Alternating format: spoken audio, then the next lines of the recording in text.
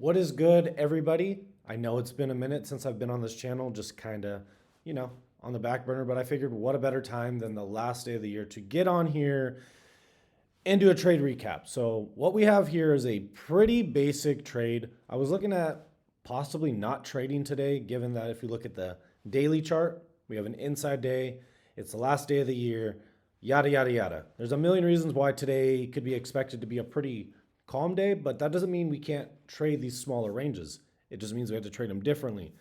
So what we have here is what I saw as a sweep of an internal high. That's pretty much the basis of this trade.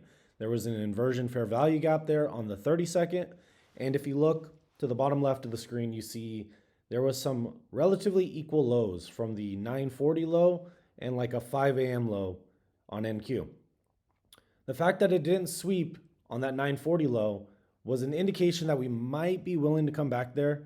So that's kind of what I was aiming for. And as you could kind of see, I move around the target sometimes to kind of gauge how big of a move an area might be. I ended up taking 2 entries on this.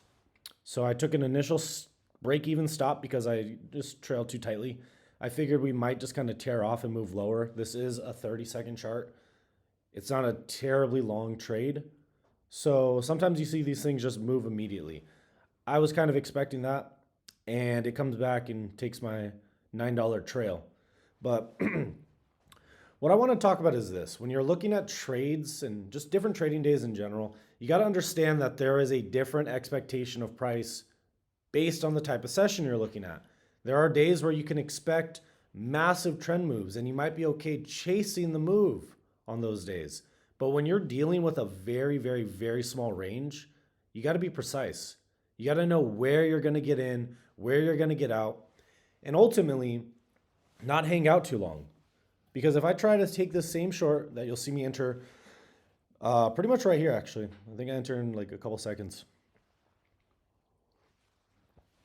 If I was trying to hold this trade for, a break of the prior day low or even a run towards that long wick on the daily, I would have a very tough time because this thing would bounce on me.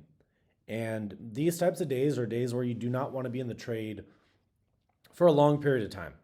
So what you see here on this re-entry, I'm more or less using the midpoint of that inversion.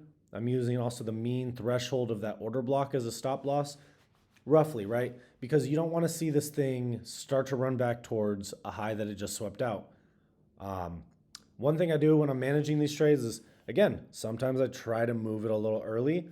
I'm feeling it out, If I feel a strong indication that it's going to come back on me, yeah, I could move the stop back. I don't ever, though, no matter what, I will never increase the size of my stop loss. I have a set initial risk, and I keep it under that. So I can tighten it and just kind of stay in that range because if you're getting evidence or just information from price that it's going to maybe fail on you, or maybe it starts to work, right? You can adjust your risk accordingly.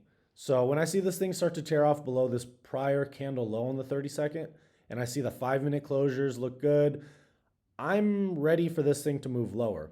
And at this point right here in the trade, I do not think it is going to come back to my stop loss. That's why I have it there. I'm expecting it to expand through those lows. I'm looking at the 15-minute, seeing that 15-minute low. Structure looks good to me, So that's what I'm thinking. I'm thinking lower prices. I'm thinking that 15-minute relative equal low area. And once I'm looking, again, when it starts to break the previous swing lows, that's when I begin trailing even more. Because if for whatever reason it finds a bid at one of these levels, so be it. I'll be up a little bit.